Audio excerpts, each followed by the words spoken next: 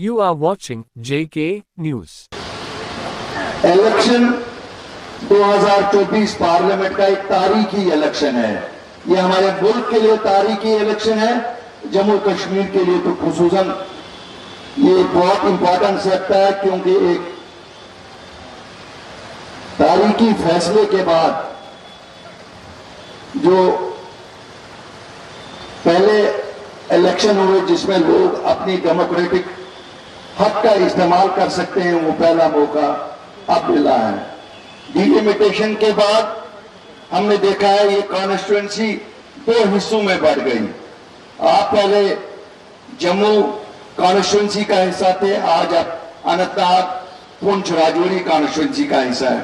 मुझे मालूम है इसमें तकालीफ काफी है लोगों को, लेकिन एक चीज बताऊंगा, शायद ऊपर वाले ने यही करना था कि ये इत्तेहाद की जो कड़ी बनेगी, वो जो असल कड़ी इत्तेहाद की जम्मू और श्रीनगर कश्मीर के दरमियान बनेगी, वो राजौरी और पुंछ के होते हुए अनंतनाग में पहुंचेगी। तो आप लोग एक तवारीख लिखने जा रहे हो, ये एक मामूली इलेक्शन नहीं है। इस इलेक्शन को उस नजर से देखिए, ये इलेक्शन वो इलेक्शन है जिसमें वापस जम्मू कश्मीर के लोगों ने अपना भरोसा जमहूरियत पे दिखाया है। कल जो आपने बारामूला पार्लियामेंट्री सीट में 60% दिखाया, मुझे फख्र है कि मैं नेशनल एवरेज के साथ जम्मू कश्मीर का वासी भी कंधे से कंधा लगा के खड़ा है। आज कोई ये हमें गिला नहीं कर सकता है कि जम्मू कश्मीर के लोग जमहूरियत में यकीन नहीं रखते। प्राइम मिनिस्टर साहब, हमने आपको दिखाया हम जमहूरियत के अलम बरदार हैं, और अगर हम निकले हैं तो हम इसलिए निकले हैं कि इस जमहूरियत ने हमें जो ताकत दी है, हम उसे वो हासिल करना चाहते हैं। हम इसकी बदौलत अपने लोगों का वो इज्जत और वकार बहाल करना चाहते हैं जिसके वो हकदार हैं। आपको शायद 2 कदम ज्यादा आगे आना पड़ेगा, क्यों हम लोगों के दिल बजे जख्मी हो चुके हैं। हमें 72 साल में कांग्रेस ने नेशनल कॉन्फ्रेंस के साथ मिलकर कहीं का नहीं रखा। उन्होंने ऐसी साजिशें की, हमारी जिस्म के 2 हिस्से किए। क्या ये सच नहीं है कि पुंछ के 2 हिस्से अगर हुए, एक पार एक आर, ये नेशनल कॉन्फ्रेंस ने कांग्रेस के साथ मिलकर किया।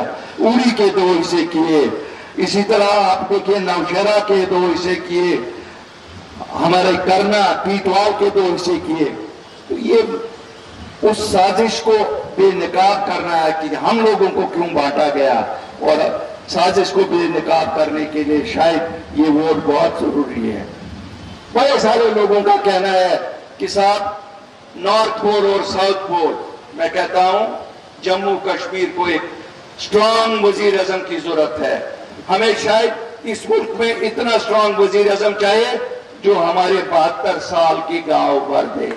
हमारे गांव इतने गहरे हैं कि अगर हम रोने पे आए शायद रोते ही रहेंगे, आंसू से एक सैलाब भर पाएगा।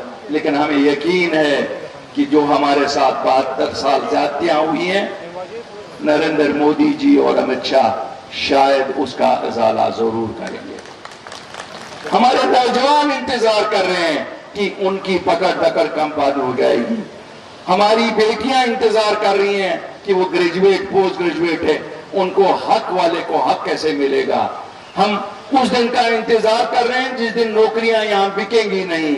हम उस दिन का इंतजार कर रहे हैं जिस दिन हमारी बेसिक जमहूरियत वापस हो, हम अपने लोगों को इलेक्ट करें और उनकी सरकार यहां बने ताकि वो लोगों की खिदमत करें। वजीर आजम साहब, ब्यूरोक्रेट कितना ही अच्छा हो, ब्यूरोक्रेट है, और उसका नजरिया कानून के दायरे में उतना ही होता है जितना वो देखता है उसकी कुर्सी कब तक सेफ है।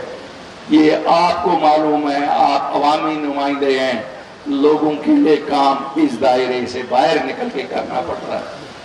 अगर इस दायरे में इलेक्टेड रिप्रेजेंटेटिव्स भी रहे तो हम लोगों की क्या खिदमत कर सकते हैं। मुझे मालूम है आपके दिल धड़क रहे हैं हमारे लोगों के लिए, लेकिन मैं भी आपको बताऊं कि हम भी तैयार हैं। आपने देखा है 5 साल से अगर जम्मू कश्मीर के लोगों ने अमन का रास्ता पकड़ा है, उन्हें ये मालूम है अमन से हमें फायदा है। शायद नई दिल्ली को फायदा नहीं है जितना फायदा जम्मू कश्मीर के वासी को है, जम्मू कश्मीर के बच्चों को है, जम्मू कश्मीर की मैशत को है। जब मैं बात करता हूं हमारा हर एक प्रांत, हर एक जगह इतनी खूबसूरत है, क्या वजह है इस खिते में टूरिज्म प्रमोट नहीं हुआ? इसका दोष मैं शायद उन्हीं सियासतदानों को देता हूं जिन सियासतदानों ने निगाही इतनी ही रखी कि उनके वर्कर तक ही सब मराहत मिले, इनके वर्करों के नजदीक ही सब काम हो, लोगों का कोई काम ना हो। मैं पुंछ और राजौरी खिते के लोगों से एक वादा करता हूं, अल्लाह करे कि यह आपका उम्मीदवार जफर इकबाल मनाज साहब पार्लियामेंट में पहुंचे।